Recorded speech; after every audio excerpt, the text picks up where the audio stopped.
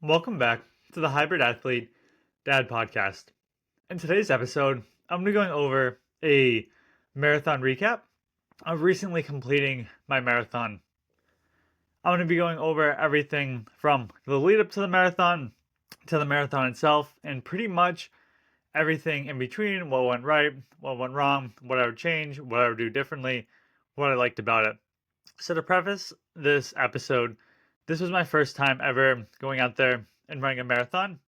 I'd actually only done a half marathon at the end of August. I believe it might have been August 31st or August 28th, somewhere in between those couple of days that I had gone out and done my half marathon. And that was the longest distance that I had ran.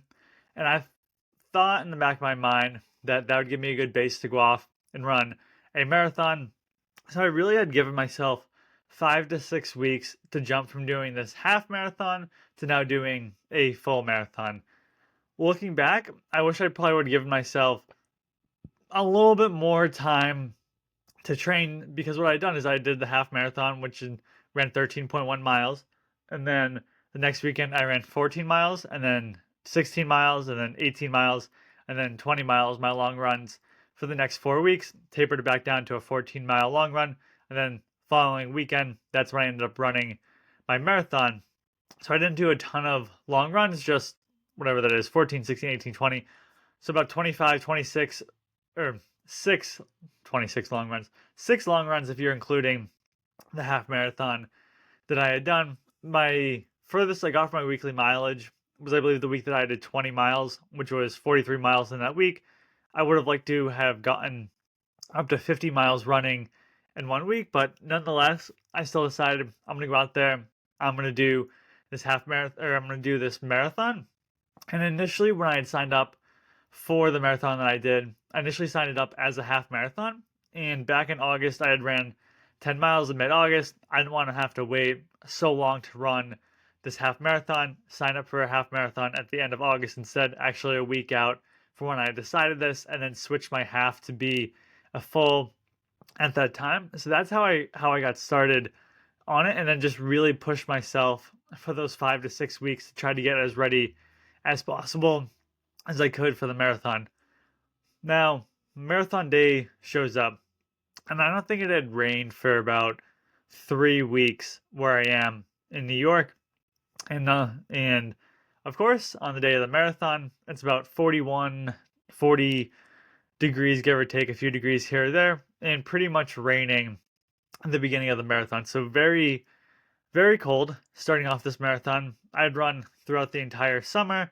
It had typically been hot, sometimes hotter than I would have liked it to have been, but I hadn't really dealt with the cold and the rain as much. And it's pretty unusual for it being that way in the middle of October in New York, where the following week, looking at the weather now, it's going to be in the 70s. So definitely a little unusual to be 40s and rain this early. That's typically weather we're going to get in late November and December. But nonetheless, what I ended up doing was trying to figure out what am I going to wear for this marathon, because I had only run in shorts and a t-shirt. So I went on Amazon. I bought these New Balance weather gloves to help protect from the rain. Those were phenomenal throughout the race. Those didn't have any adverse effect. And then I had a long sleeve Under Armour like quarter zip that I ended up wearing. And I had Under Armour leggings, but I have used those years prior. I'm talking back when I was in high school and I was on the track team. I'd use those when we would do outside workouts in January and February. I didn't think that it was that cold enough to have to require to wear those leggings. So I ended up just switching out my outfit a little bit, where I had my quarter zip and I had these gloves, and was decided I'm just gonna go forward with that. And overall, that went fine. The gloves worked great. I felt as though I didn't overheat with the quarter zip, especially in the sense that if I'm putting a quarter zip on, I'm running 2 or 3 miles and I get hot, that's fine, that's whatever. But if I'm running 26.2 miles with a quarter zip and I get hot, it's going to be a little bit more difficult. And what I noticed throughout the race is there would be people that had a quarter zip, or they had hats, like winter hats or winter gloves, or just gloves in general. They would just discard them by a mile marker. So whether it's mile 6, 7, 1, 2, 3, whatever it may be. And then my assumption would be is that they would get in contact with the race director and say, hey, I left my sweatshirt at mile 6. Is there a way for me to come grab it? I don't know if that's what happened. In my mind, that's what I'm thinking. That's what would happen. But nonetheless, I kept on everything that I had had. What I had with me was a hydration vest, and I had two 16-ounce bottles, or they're like hydro flasks per se. So they're basically like flasks with the rubbery, so you put them in each pocket. And I put a scoop of BPN electrolytes in each of those, and then I had a 7 Honey Stinger fruit smoothie gels that I had with me. For breakfast that morning, I had a yogurt, I had a banana, and I had a bagel. Looking back, I wish I had a little bit bigger of a breakfast, but nonetheless, that's what I decided to go off with. What I learned throughout this marathon is that what worked for a half marathon may not necessarily work for a full marathon, and I'll get to that a little bit later in the story. And similar with the gels as well, I wish I would have had a little bit more of a variety, maybe different types of gels, maybe not just using the same flavor that I had used. I mean, I used it all throughout my training, but it was definitely hard to get them down, all of them down while I was running. So drive to the race day, show up for the race. Thought, okay, I could show up. The race kicks off at 8. I could show up about 7:15, 7:20. Weather was pretty bad getting there. As I mentioned before, it was raining pretty good on the way to the race, on just the morning of the race, raining pretty good.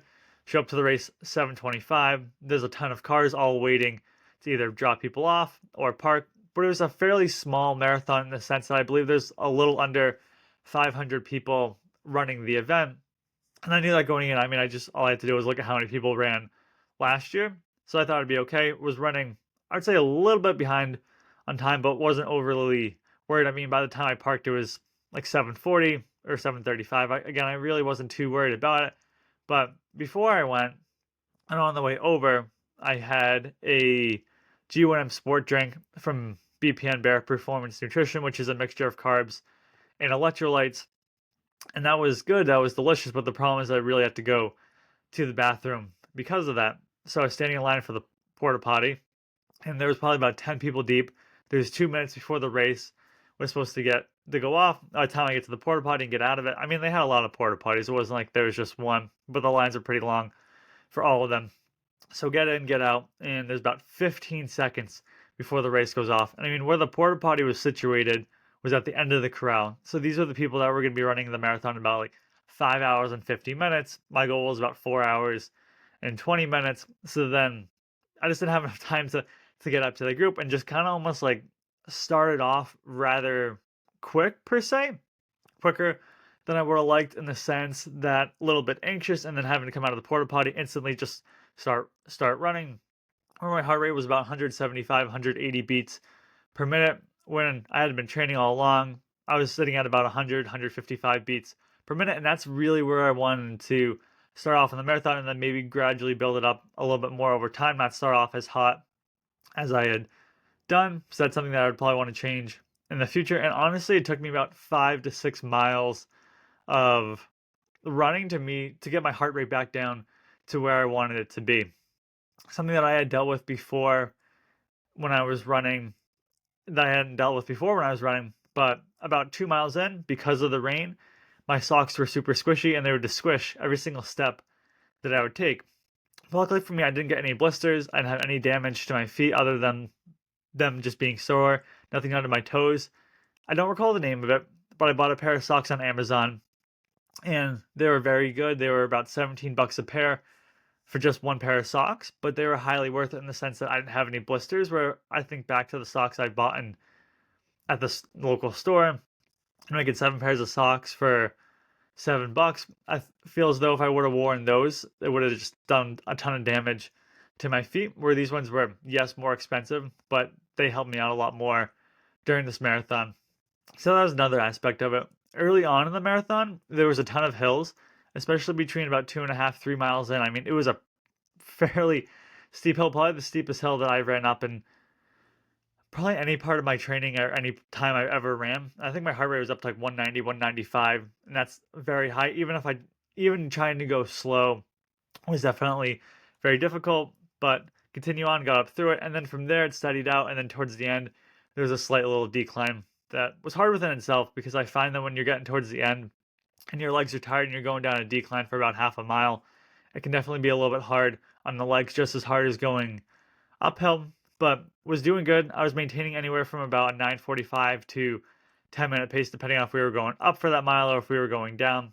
I was being very consistent.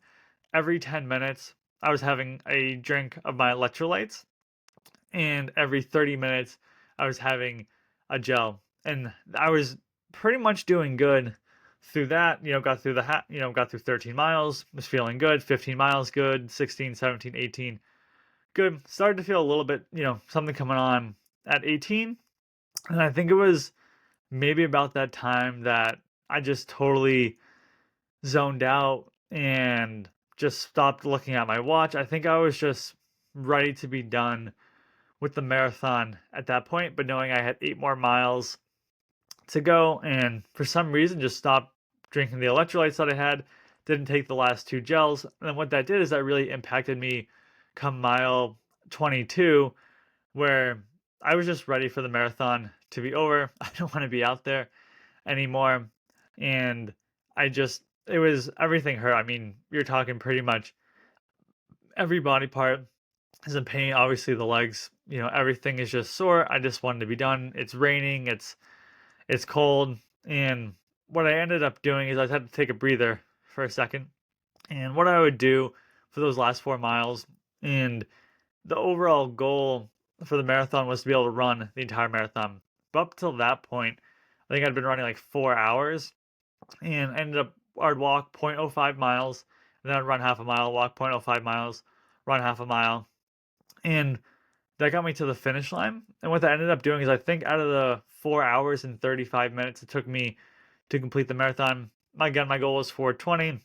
Looking back, if I could have fueled a little bit better, I think I could have hit that 4:20 mark or got even a little bit lower than that.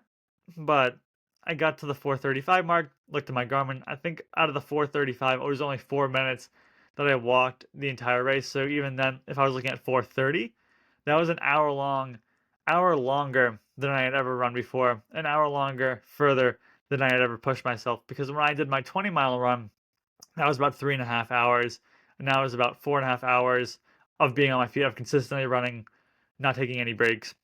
Other than the 4 minutes, I would walk the 0.05 just to give my legs a break, and then just grind it out for half a mile, and then stop for a little bit, and then grind it out for half a mile. And that's really what helped me get to the finish line.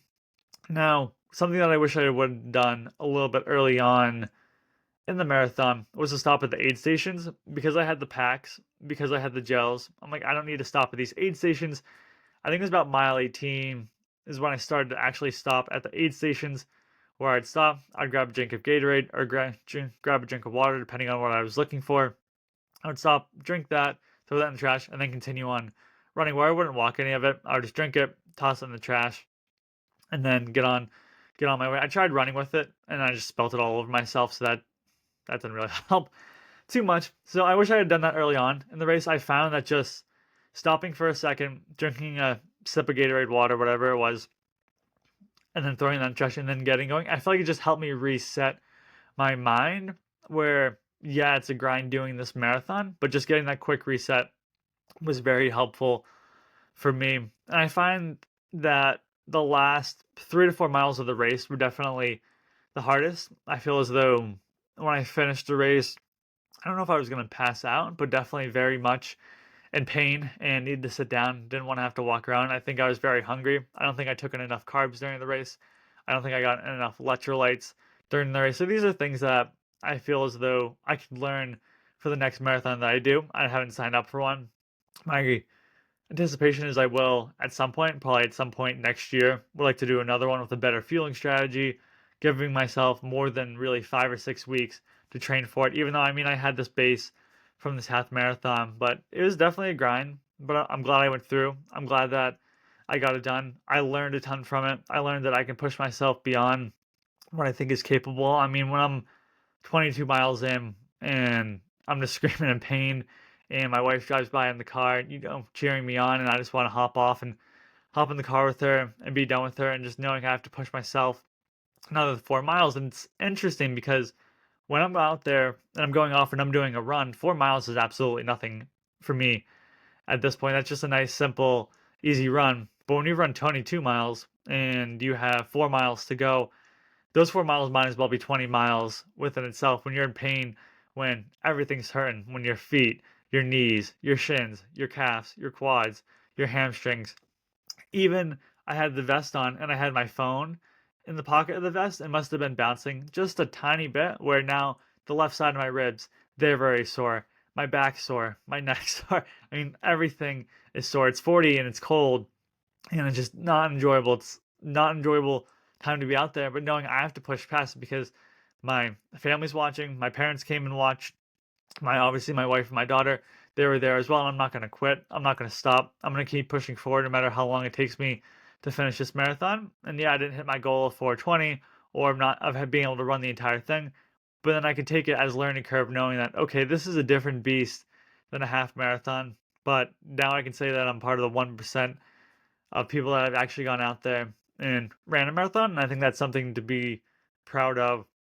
Not only that, I set this goal, this pretty lofty goal, and was able to go out there and hit it in a rather short period of time. I mean, I really only started running probably in April, I think is when I started going off maybe 2 or 3 times a week, maybe mid-April. I believe I was sick at some point in early April, so I really didn't have so many months of going out there and running and training, but just knew that I could push myself. So I'm excited to see what happens in the future. I mean, the goal is eventually at some point to get the time down where I can qualify for Boston or sign up for or get into Chicago, New York, maybe even Berlin, Tokyo, in London as well, but definitely at least the ones in the US. I mean, that's the goal when I'm looking 5, 10 years out from now. For me right now, I think what the goal is next, where yes, I want to do the Ironman in the month of June, but what can I do before that? So I think I want to tackle a couple half marathons. I want to get my speed down on that. I want to work on my nutrition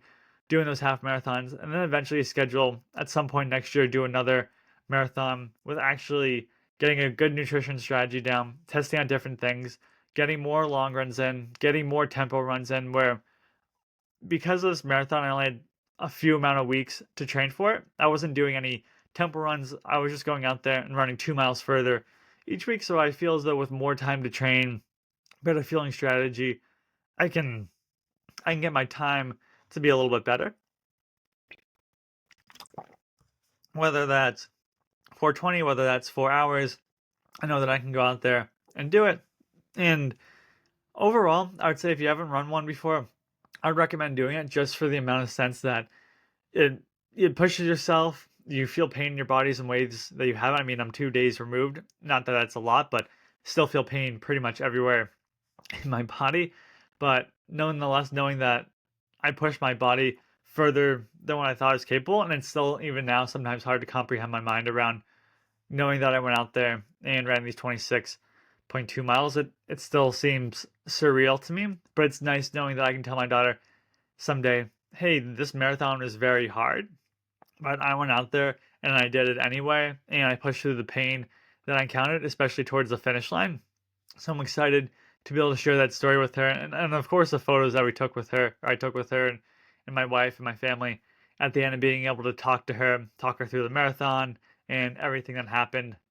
I'm really looking forward to that. But wanted to leave you off with one parting story where after I got done with the marathon, it was about a half-mile walk to the parking garage, or you could take a shuttle. Ended up taking the shuttle bus over there and sat next to this gentleman, and he asked me how many marathons I've done. I said I've done one marathon. This is my first one. He said, "When's your next one?" And I was like, I haven't planned another one yet. I just wanted to see if I could make it and survive this first one. So ended up asking him, how many marathons have you done?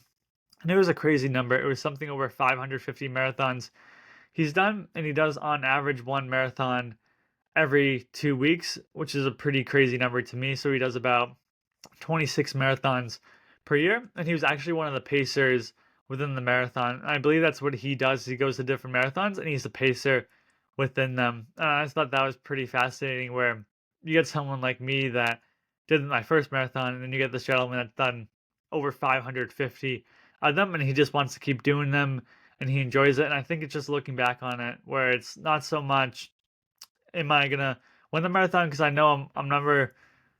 I don't want to say never, but the odds of me running like a 2 hour, 2 hour 10, 2 hour 5 minute marathon to be ultra competitive in the US is probably not likely.